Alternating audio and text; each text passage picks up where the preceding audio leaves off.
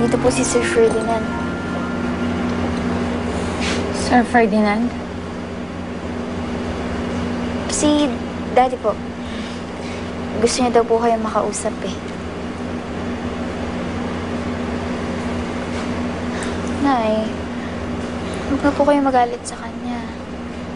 Mabait naman po siya eh. Siya pa nga po yung nag-aalaga sa akin. Pero gusto kanyang ilayo sa akin. Hindi, Lilian. Hindi ko naman magagawang ilayo sa'yo yung anak mo. Pero ayaw mo siyang ibigay sa akin noon. Ayaw mong maniwala sa akin na hindi ko siya sasaktan. Kaya ngayon na nandito na ulit si Mylene, hindi na ako papayag na kunin mo siya. Huwag kang mag-alala, Lilian. Hindi ko ilalayo sa'yo ang anak mo. Sinungaling! Sinungaling ka!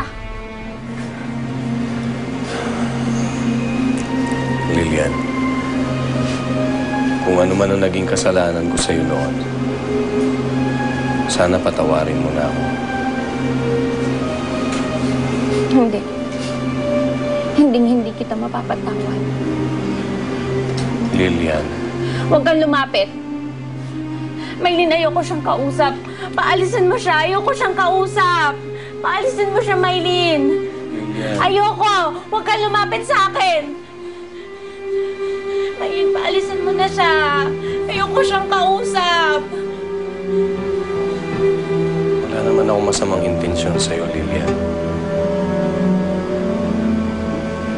Gusto lang sana kitang makausap. Umalis ka na. Huwag kang lumapit sa akin. Umalis ka na!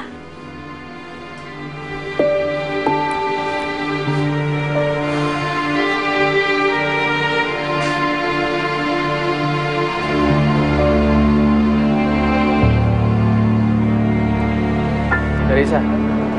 Oh, palamig ka muna. Nakakainis kasi yung Catherine na yun eh.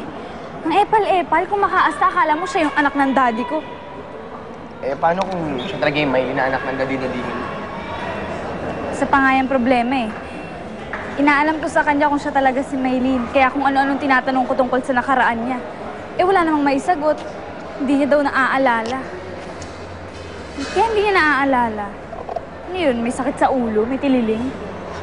Hindi naman siguro. Alam mo, para matapos na yung pagdududa mo, ibalik mo na lang kay Mr. Fuentebella na ako mong buhay. Tignan mo tong taong to. Ano ba sinasabi mong ninakaw? Eh may permiso naman ako ni Tita Amara sa pagpapanggap ko. Tsaka ano, babalik ako dun sa latak na pinanggalingan ko? Hindi na, uy. Sanay na nga ako sa ginto ngayon, babalik pa ako dun.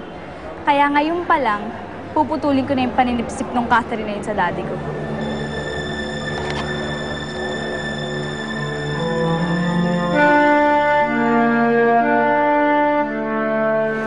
Lilian, may dala kaming prutas para sa'yo.